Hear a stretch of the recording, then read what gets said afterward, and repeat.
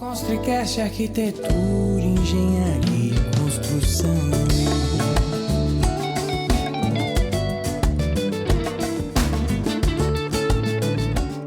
Gestão de obras na prática, com foco em inovação, é o tema do nosso bate-papo de hoje.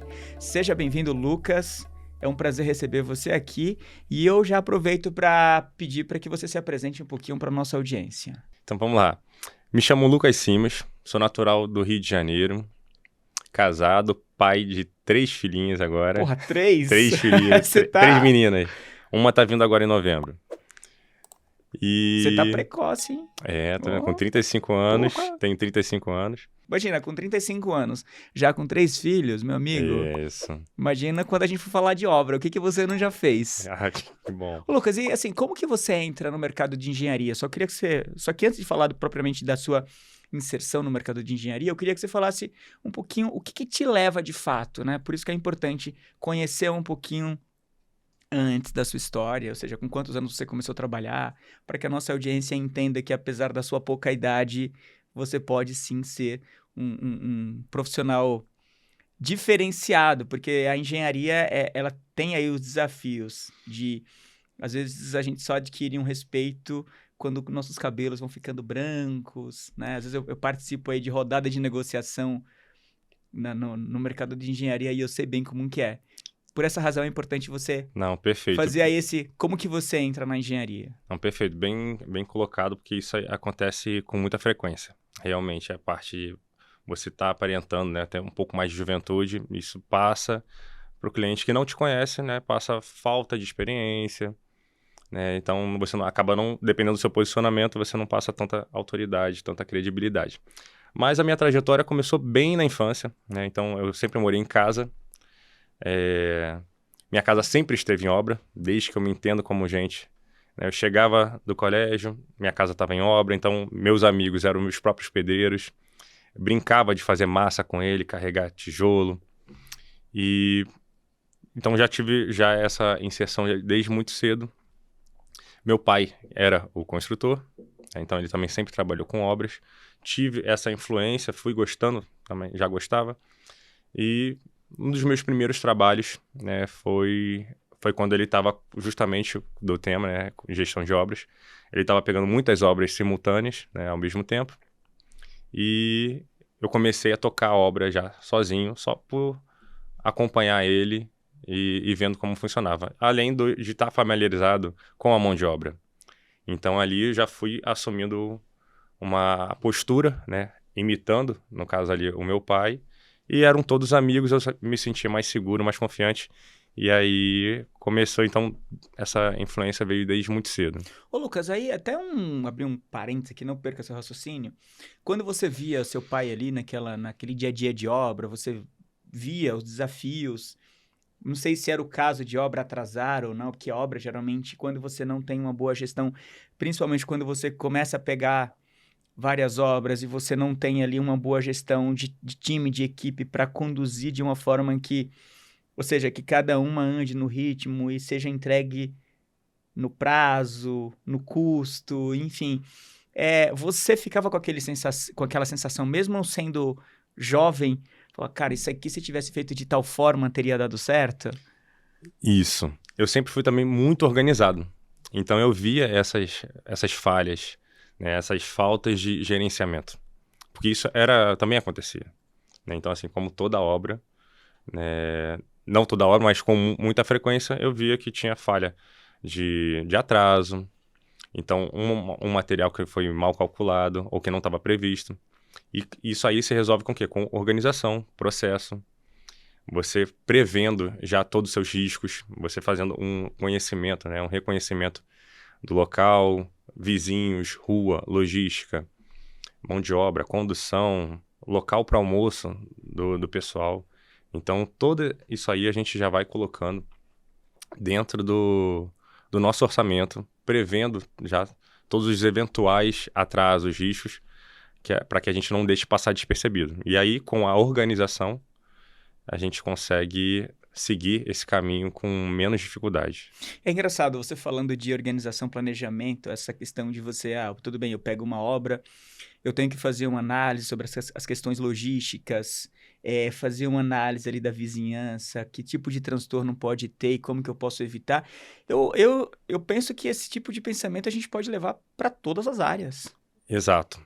Né? No campo de obra, então assim, a gente já vê, o vizinho do lado tem um muro baixo, tem piscina, tem esposa, tem filha, eu vou trabalhar com pedreiro, então vou fazer uma proteção ali que eu não quero tirar a privacidade, não quero causar a obra ser mais transtorno para o vizinho, então já vou me preocupando com isso, então já prevejo aquele tapume, não vou botar um tapume também de qualquer jeito, vou botar uma coisa para que fique apresentável, para que fique confortável para os meus vizinhos.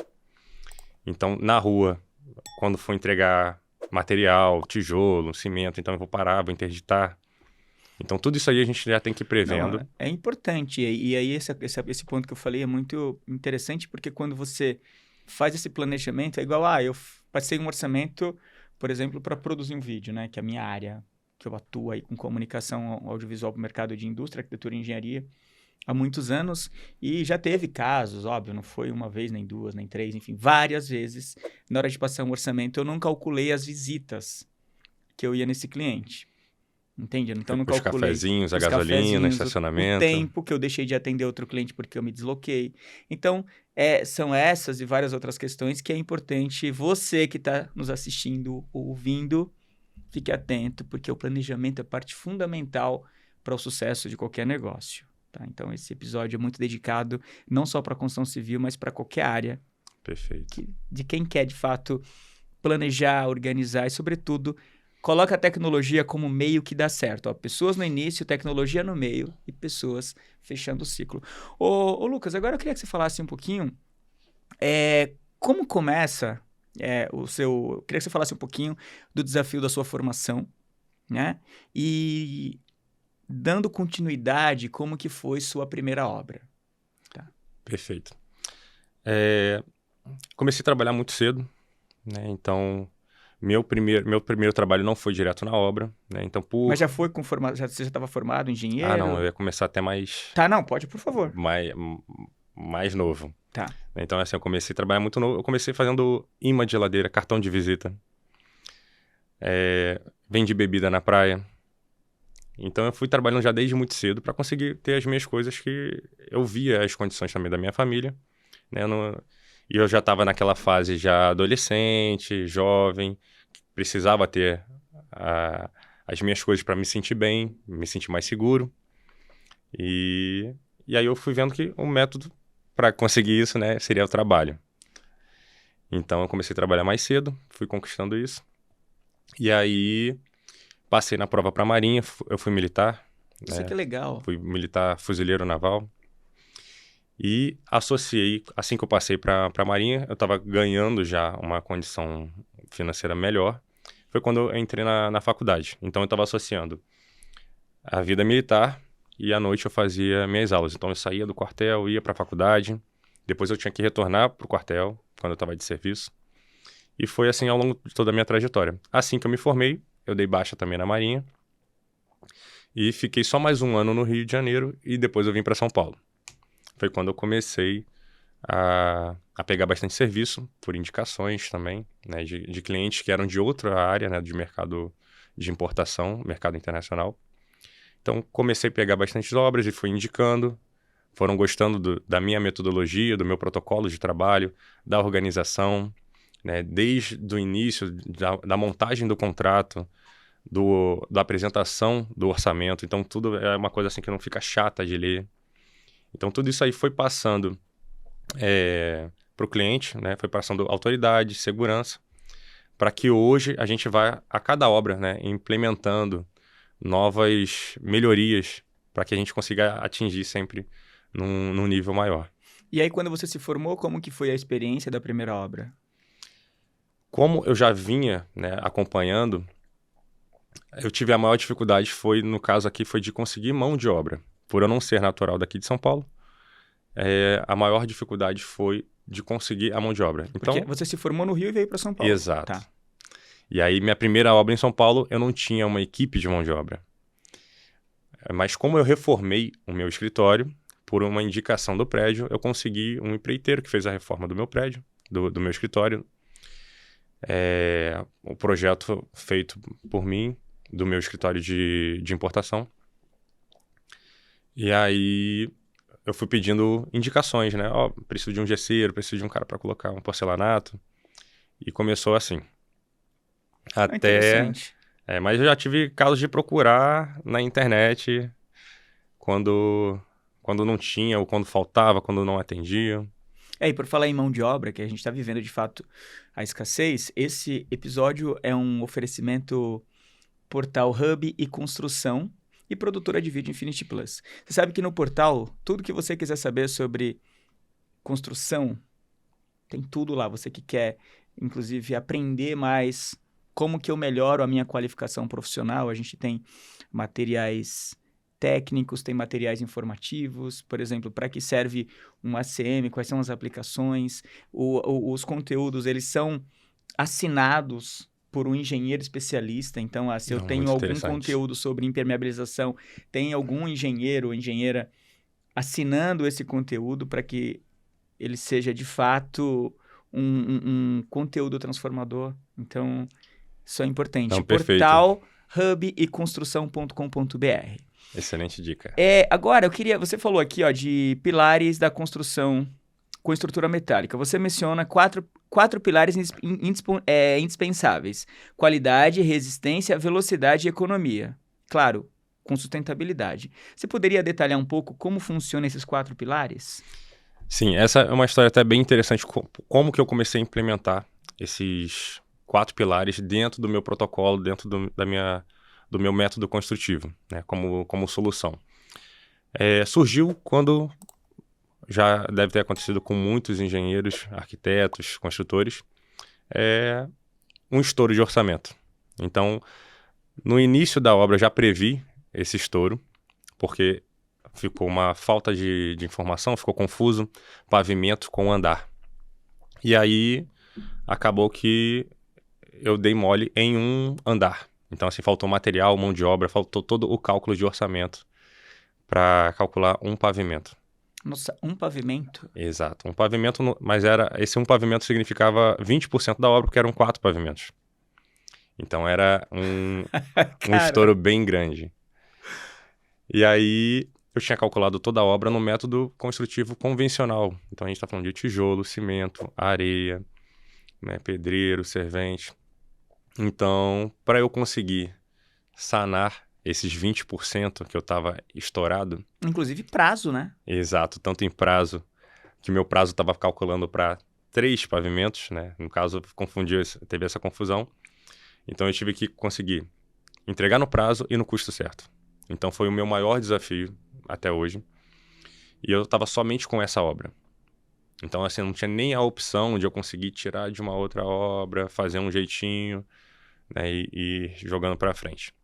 Então, foi quando eu comecei a pesquisar, né, comecei a procurar produtos, materiais, mão de obras diferentes, inovadores, tecnologia, né? Então, eu fui encontrando substitutos. Então, assim, o que posso substituir? Como eu posso substituir a parede de tijolo? Como eu posso substituir o reboco convencional, com massa, cimento, servente, ocupa muito espaço na sua obra. Eu tinha um espaço também reduzido. Então, com isso, eu não podia receber muito material, então eu tinha que pagar mais frete. Então, como eu consegui juntar tudo isso e não conseguir e absorver esses 20% sem prejuízo?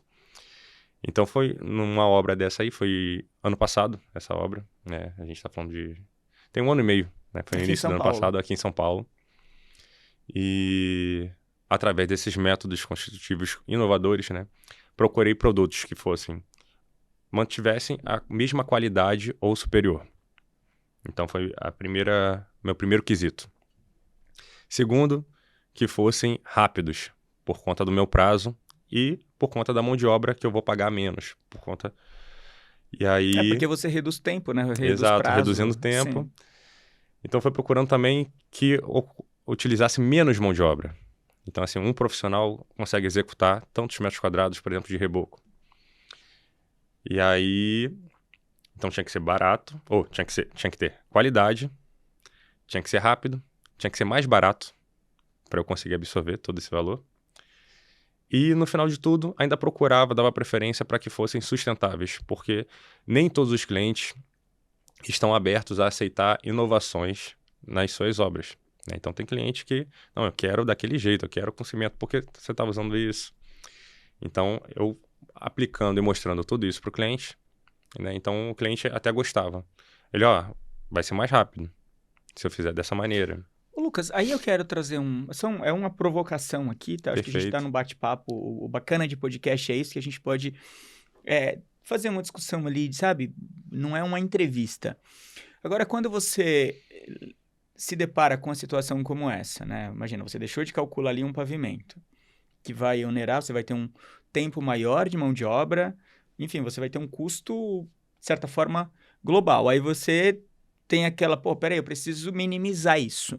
Perfeito. Só que, ao mesmo tempo, quando você vai encontrar soluções, você tem, muitas vezes, ali mudança, eu não diria mudança de projeto, mas você tem mudança das soluções construtivas. E aí você precisa, muitas vezes, recalcular algumas coisas. Tudo bem, você foi industrializar. E quando você foi industrializar, você precisou de fornecedor, né?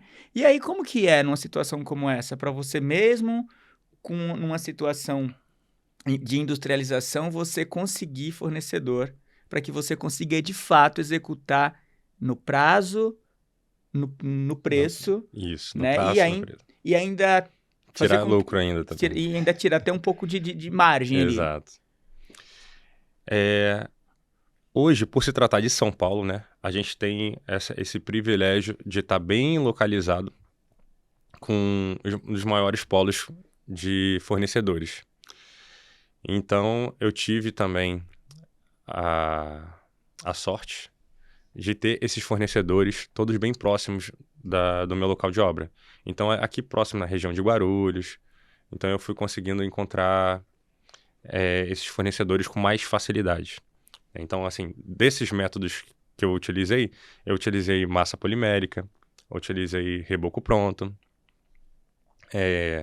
fiz a construção toda em metálica. Eu faço com isso uma sapata menos robusta, porque o metal, oferecendo a mesma resistência do concreto comparativo, ele tem aí 3 vezes menos de peso, mantendo a mesma capacidade. Conversei com o cliente também sobre substituir a laje de steel deck por painel wall. Então, com isso, a gente ganhou tempo, ganhou custo.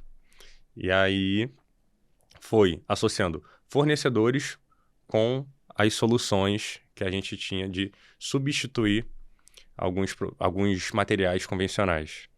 E aí é bem interessante, acho que ficou bem claro essa sua inquietação por inovar e, sobretudo, você tem também um processo de convencimento do investidor, né? Porque tudo bem, eu mudei, de repente, o método construtivo, mas aí eu vou ter também um processo de convencimento daquela pessoa que está fazendo o investimento. Então, eu achei bem interessante nesse sentido. Agora, antes de eu continuar com a minha pergunta, eu queria só te fazer uma bem pessoal.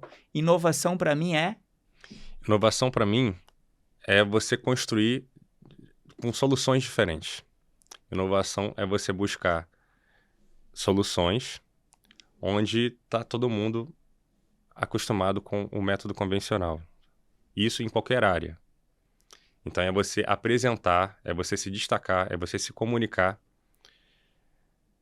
a fim de conseguir buscar uma grandeza maior para o cliente ou para você. Na verdade, de fato, é olhar o que já existe e como que eu inovo em cima daquilo que já existe. Exato. Bem interessante. Agora, vamos falar um pouquinho de tecnologia.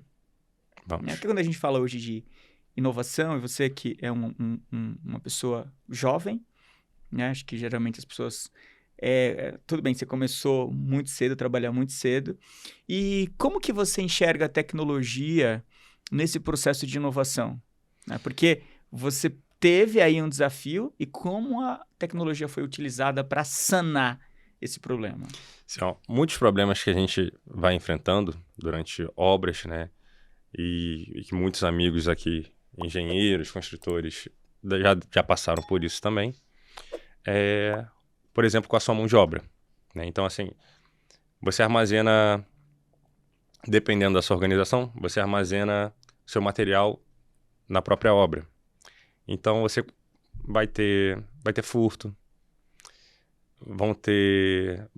alguém vai quebrar, vai riscar na hora. Quem fez isso aqui? Ninguém fez, não vai aparecer o dono. Quem quebrou essa cuba? E aí, né, com tecnologia, no caso, assim, eu consigo monitorar todas as minhas obras e o cliente também consegue monitorar. Eu tenho ferramentas de gestão de obra, onde eu consigo fazer o meu relatório, tanto com descrição do que foi feito na semana, com relatórios de fotos. Tem a câmera ao vivo, tem o modo time-lapse, que ele consegue ver a obra toda de 6 meses em 30 segundos, né? Então, fica bem legal do cliente acompanhar como era, como subiu, tudo muito bem rápido. E você consegue integrar tudo isso num único sistema? Não em um único sistema. Hoje eu utilizo 2 ferramentas, né? Meus clientes têm acesso a essas ferramentas. Eles conseguem acompanhar todo o relatório. Então, assim, tem clientes que têm mais de um serviço comigo e para ele estar nos locais das obras e agendando essas visitas, não casam as agendas. Então, ele consegue, achou até mais prático, e todos os clientes acham mais prático. Ele ali do escritório dele, da rotina dele, ele consegue estar acompanhando em tempo real. Tempo real e ler, né, todo o descritivo. Bem interessante. Antes de entrar agora a falar do próximo tema, como que você enxerga essa parte de exposição da engenharia? Por que eu estou te perguntando isso? Tem muitos engenheiros mestres, assim, sabe, papas, e eles não mostram o trabalho que está sendo feito, e aí surgem outros engenheiros que não têm a mesma capacidade, que não têm a mesma qualificação e tudo mais, mas eles têm, de fato, a capacidade de se comunicar e acabam aparecendo como se fossem os papas da engenharia, né? O que conselho você daria para essa galera, para esses engenheiros que não expõem seu trabalho na internet? A chave foi exatamente o que você falou. A palavra principal foi a comunicação. Hoje, né, tem estudos que apontam que 92% das pessoas não se comunicam e que apenas 8% se comunicam. E essas pessoas, quem tem o poder de fala hoje tem a vez, tem o passe mais caro. Então, você sabendo se comunicar, né, você vai conseguir, obviamente, mais destaque. Você vai estar... né, hoje a internet oferece essa possibilidade de você estar em todas as telas, né, no mundo inteiro. E até uma dica Constricast que eu sempre trago aqui nos episódios, engenheiros, principalmente vou falar para engenheiros, porque, diga-se de passagem, os arquitetos eles sabem se comunicar muito bem, tá? Só que aquelas obras incríveis que os arquitetos fazem, os engenheiros desenvolveram soluções incríveis para manter aquilo de pé. Portanto, meus amigos engenheiros, que não são poucos, apareçam mais. Pode expor o seu trabalho, porque a engenharia é apaixonante, eu sempre falo para todo mundo. A engenharia é uma coisa mágica, né? Como você falou lá no início, a sua casa sempre esteve em reforma. Sim. A minha não é diferente. Né? Então, e é muito legal quando você desenvolve ali uma solução, e eu falo que a engenharia ela está em tudo, né? Desde você apertar o parafuso de uma cadeira, por que você está apertando aquele parafuso? Exato. Né? A construção civil, a engenharia, ela está presente realmente em tudo na nossa vida. Desde você já saiu de carro, já tem uma estrada, já tem uma rua pavimentada. Então, hoje você mora numa casa, num apartamento. Então, realmente está bem presente na nossa vida. Hoje, a engenharia civil está junto com o agronegócio, representando o PIB do Brasil, né? Então, é um mercado muito em alta. Não, e é muito legal. Igual agora, eu vou sair daqui, eu vou numa obra portuária, uma obra incrível. Assim, inclusive, eu vou conversar um pouco lá com o engenheiro justamente sobre essa... Eu sempre tive muita curiosidade para entender como funciona uma obra portuária. Né? E esse engenheiro, ele participa das obras mais imponentes no Brasil, assim. Só que assim, eu não tenho acesso. Lógico, eu vou ter agora acesso, né, a esse engenheiro, mas assim como esse, tem outros e outros, né? E, por exemplo, em Volta Redonda eu conheço engenheiros incríveis, mas não tem nada sobre esse cara na internet, né? E como a gente está falando aqui de inovação, de inovar, de exposição, porque justamente para que esses caras que ajudaram na construção do Brasil continuem aparecendo mais para que eles, de repente, contribuam ainda mais para essa nova geração de engenheiros que está vindo aí, que, diga-se de passagem, o mercado está precisando de profissionais mais aguerridos. Exato. Também tem um estudo que hoje um país bem desenvolvido, né, tem uma média de 5 engenheiros a cada 100 habitantes. O Brasil tem meio engenheiro para cada 1.000 habitantes. Para cada 1.000 habitantes. Isso, 5 engenheiros para cada 1.000 habitantes. Isso nos países desenvolvidos, né? A gente está falando de Estados Unidos, Japão, Austrália. E no Brasil a gente está falando de meio a cada 1.000. E já é um número que tá crescendo bem. Então, assim, a dica é, assim, todo mundo, tem vergonha. Da vez, certamente, um engenheiro desse postou alguma coisa. E aí, críticos vão ter bastante. Né? Então, para atacar pedra, para criticar, para falar, blogueirinho. Então, isso aí vai aparecer sempre muito. E aquilo já vai criando uma objeção para o engenheiro que gravou. Né? Ele, não, pô, já estão me zoando, estão me chamando de blogueirinho. E o engenheiro, na verdade, ele é um pouco mais conservador. Exato. Né? Ele é mais conservador, igual, eu vou fazer um stories aqui. Cara, você tá fazendo stories, você começou antes de começar o trabalho, ou faz no horário de almoço. É que, de fato, passa uma imagem, às vezes eu recebo direct no meu Insta, eu falo, cara, como que você dá conta de tanta coisa? Não, eu gravei aquele stories num tempo que eu tava livre.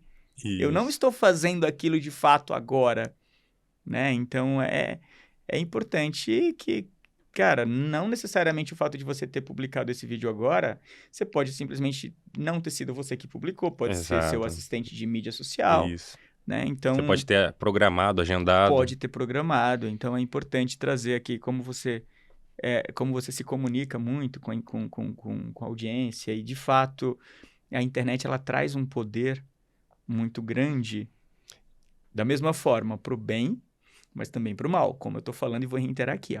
Tem muitos engenheiros bons que não geram conteúdo. E tem muitos engenheiros aí que deixam a desejar, que geram conteúdos e acabam ganhando voz.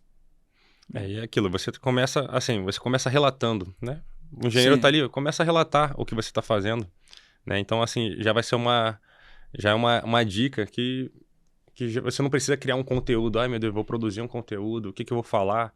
Não, começa a explicar aqui, aqui o profissional tá subindo essa parede, aqui a gente está cavando uma viga baldrame, aqui a gente vai iniciar a concretagem dessa laje aqui de 600 metros quadrados, tá previsto tantos 1.000 caminhões, e por aí e aí, começa. De repente, quando terminou alguma coisa, você fazer um relato rápido, ele faz um pitch rápido.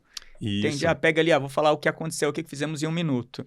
O negócio é não ter vergonha e praticar. Vai praticando, e a prática leva à perfeição. Até aproveitando, mandar mais um abraço para o engenheiro Nilson Tsuji, que eu tenho uma admiração gigante. Você me ajudou muito nesse fato de se expor e com o seu jeito de ser, você acabou me ajudando também a ter coragem para apresentar este podcast que hoje é reconhecido pela credibilidade e qualidade dos convidados que vêm aqui.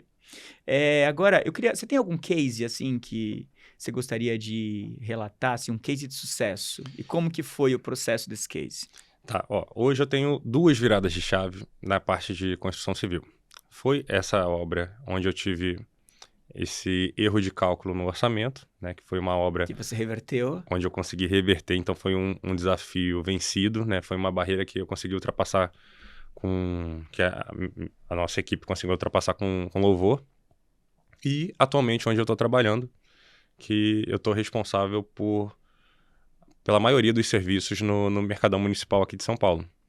Então, estou conseguindo implementar, agora com mais experiências, mais estrutura, todo o protocolo de construção que eu sempre quis fazer. Então, desde a parte de organização, padronização, uniformes, EPIs, apresentação, tapume. Então, estou conseguindo implementar tudo que eu quero fazer, né, que a equipe tem que ser feita. E, consequentemente, o que a gente recebe em troca? São os elogios do dia a dia, né? Tanto dos usuários que frequentam, essa empresa tá diferente, só da sua apresentação, né? Desde ali do seu tapume, você já passa maior autoridade, você já passa mais credibilidade. Ali é seu cartão de visita, né? E aí, consequentemente, seus profissionais estando todos padronizados, uniformizados, almoxarifado, tudo identificado. Então, as sinalizações, transtornos, estamos trabalhando, piso molhado, né, desvio. Lucas, agora eu queria que você tocou num ponto que eu acho muito importante, que é o cartão de visita de qualquer obra. Estou falando dos tapumes, né? Como que é o seu processo de fechamento de uma obra, assim? Vamos E lá. como que você enxerga a importância do tapume em qualquer canteiro de obras? Hoje eu enxergo diferente do que eu enxergava há 2, 3 anos atrás, por exemplo. E também muitos construtores também vão debater sobre isso, né? Que para mim era um desperdício de dinheiro fazer o tapume. Então, eu já começava a obra, né? Então, assim, meu Deus, vai ter que botar salva-piso no piso todo, R$250, R$300 um rolo daquele, né? E aí, não, vamos colocar um papelão de piso, vamos colocar uma lona, né? Vamos tentar substituir. Isso tanto nas proteções quanto no tapume também. Então, no tapume, né, eu vou fazer a demolição se já tiver uma construção. Então, eu vou fazer a demolição, a obra vai ficar toda aberta, eu tenho que colocar um tapume. E aí, inicialmente, eu colocava um madeirite simples, tábua, sarrafo. E aquilo, né, não era uma coisa apresentável, não é uma coisa de se encher os olhos, mas era econômico para mim fazer uma coisa mais básica. E como a gente sempre tinha um orçamento muito apertado, né, então o básico nos atenderia. Então eu decidi inovar, uma vez que eu passei numa construção e o tapume me chamou muito a atenção. O tapume todo pintado, identificado, e resolvi implantar isso num próximo orçamento e gerou muito sucesso. Então você aumenta a sua autoridade, ali é como se fosse um outdoor, né? Dependendo de onde fica localizado, né? É seu cartão de visita realmente. Então, o cliente vê aquilo e você já passou credibilidade, confiança. E através do tapume, por exemplo, de um tapume que eu fiz agora na semana passada, eu já consegui 3 ligações só porque passaram em frente. Então, assim, caramba, o que vai sair daqui? Então, um tapume tão imponente, que passa tanta credibilidade, que a construção que está ali já está gerando uma grande expectativa, assim, do que vai sair daqui. É porque essa coisa do... Eu até tenho um caso de um azulejista que eu acompanhei uma obra há muitos anos atrás. E era impressionante a forma como ele trabalhava. Sabe a limpeza dele na hora que ele estava aplicando a argamassa, o piso? Então ele ia trabalhando de forma muito limpa e a quantidade de trabalho que esse cara pegava em função da organização de quem via ele trabalhando, cara, o que é aquilo?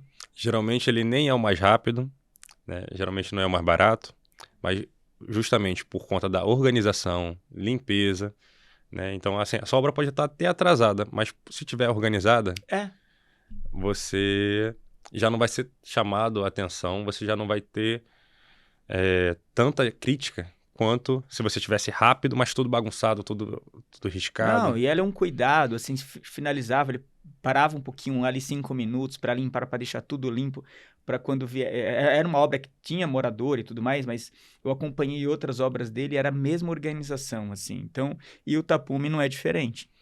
O que a gente tem que fazer, assim, o tapume realmente muito caro, proteções são muito caras, isso tudo a gente resolve com planejamento. Então, assim, é possível ter uma obra bem identificada, uma obra bem organizada, limpa, sem custear mais ela, sem onerar mais ela. Então, a gente consegue manter esse orçamento com um bom planejamento e a gente consegue manter essa limpeza. E, claro, tem que ter também a consciência e parte do treinamento, né? Do próprio gestor da obra, do próprio arquiteto, do próprio engenheiro, de quem estiver administrando, de reunir sua equipe, passar essas informações, ter uma prévia ali antes de começar as obras no dia, chamar, reunir a equipe e dar esse treinamento para eles, apresentar para eles a importância do que aquilo significa. E quando você traz essa organização, né, e você apresenta isso para qualquer cliente, você agrega um valor absurdo nesse projeto, para esse cliente, porque no final todo mundo ganha. Sim, o cliente identifica com você porque você está tendo o zelo pelas coisas dele. Então... É igual a essa questão do EPI, né? Muitas empresas não investem tanto em segurança do trabalho, E, cara, quando você vai ver no final, é uma das partes mais importantes. É onde Porque- as pessoas mais negligenciam. Sim, sim. Então, você pegar um capacete com boa qualidade, sabe? Que dê um conforto ali bacana para aquele usuário, para aquela pessoa que está ali usando aquele capacete, tipo de luva. Então, assim, a gente está falando muito de inovação. E inovar é isso, gente. A gente precisa olhar para o que existe, porque não é criar nada do zero. É olhar para o que existe e o que eu posso fazer melhor a partir de agora. E É bem isso. essa visão tá explicando bem, eu me identifico bem com essa frase, né? Então, assim, o que eu posso fazer, o que eu posso inovar, né? Então, assim, primeiro, para você inovar é porque você enfrentou você viu uma dificuldade, um problema. Então, assim, a inovação vem quando você identifica um problema. Então, assim, eu até costumo falar pros meus colaboradores, meu braço direito, assim, busque um problema para resolver, né? O engenheiro, os administradores de obra, os arquitetos, nós somos, na verdade, solucionadores de problemas. Então, assim, o cliente tem um problema e a gente está ali para resolver esse problema. Então, aí, o funcionário, né, o pedreiro também tem um problema e você está ali fazendo todo esse meio campo, tanto no operacional quanto na parte estratégica. Esses problemas vão estar presentes no nosso dia a dia e é aí que as inovações, a tecnologia vem como solução. E o fim de um problema é o início de outro. Perfeito. Sempre. Ô, Lucas, agora, antes da gente. Eu quero fazer um bate-bola com você rápido, só que eu queria que você, antes disso, deixasse um recado para o mercado, para a cadeia de construção. Ou seja, que a gente tem aqui, dica Construcast e tal. O que você deixaria de recado, de alerta para os profissionais da construção como um todo, de toda a cadeia, assim? Seria de você sempre buscar dar o seu melhor a cada dia, né? Isso acho que é a intenção de todo mundo, né? Você ter coragem de se desafiar. Então, assim, se desafie, crie esses problemas, né? Se coloque à prova, né? Tenha mais fé em você e assuma esses riscos, né? Para você sair dessa linha básica, para você avançar, buscar a grandeza, você tem que se arriscar. Então, é coragem, bravura, se arriscar e confiar no seu trabalho. Que aí o sucesso está logo ali. Agora vamos começar o bate-bola aqui bem rápido, um minutinho, vamos coisa lá. muito rápido, mas ó, você que chegou até aqui, se inscreva em nossos canais, comente o que você está achando, vê se você tem alguma sugestão para contribuir com, não só com o tema que foi abordado aqui durante esse episódio, mas de repente sugerir convidados, enfim, ou então a gente tem a série Por Dentro da Obra, de repente, Paulo, eu gostaria que vocês mostrassem tal obra, a gente vai, conversa com o engenheiro, com o arquiteto, com o mestre, Isso para é falar bem legal. sobre aquela solução construtiva, desafios, o que deu errado naquela obra. Nesse case que eu citei ali do centro, seria bem interessante que a gente associou essa inovação junto com as estruturas metálicas. Bora conversar, bora conversar lá. de repente pra gente ir lá fazer uma gravação lá por dentro da obra para mostrar um pouco do dia a dia, como foram de fato as soluções construtivas, enfim. Agora, Lucas, ó, tem um bate-bola aqui bem rápido. Vamos lá. Primeira vez que a gente tá fazendo isso aqui, tá? Então me perdoe se eu... Mas assim, tem que ser Vamos rápido. lá. Eita. Vamos lá. Um projeto que marcou sua vida. O projeto que marcou minha vida está sendo esse atual do mercado municipal. Uma tecnologia que eu não vivo sem. Celular. Agora, um conselho que você já recebeu na sua carreira. Foi coragem. Um engenheiro ou arquiteto que você admira. Hoje eu tenho como mentor até o Thiago Albuquerque. Ele não é nem engenheiro nem arquiteto. Qual o material de construção favorito para você? Rapaz, a estrutura metálica. Tá. Uma cidade que admira pela engenharia. Niterói. Niterói? Minha cidade natal. E tem... Na verdade, tá bem marcada pelo Oscar Niemeyer, né? Sim, sim. O maior desafio que já enfrentou em uma obra? Foi calcular, foi resolver, né, buscar essa solução quando se tem menos 20% do orçamento previsto. Um hobby que você vive fora da engenharia. Esportes. Um país que gostaria de trabalhar como engenheiro. Gostaria de trabalhar na China. Na China? Muito bem, eu percebi que você gosta da China. Bom, gente, ó. Espero que vocês tenham gostado desse episódio. Então, falando de novo, ó. Comentem, compartilhem nossos conteúdos. Só se gostou. Se não gostou, não precisa comentar, não precisa curtir, mas só a experiência de ter passado por aqui já valeu a pena. Então, Lucas, mais uma vez, obrigado pela Muito sua obrigado. participação. Espero poder contribuir aí com o seu dia a dia, poder fazer uma visita nas suas obras para que a gente consiga ainda levar mais conteúdo de qualidade para essa galera, para os meus amigos engenheiros, arquitetos, profissionais de obra como um todo. Então, um abraço e até o nosso próximo encontro aqui no ConstruiCast.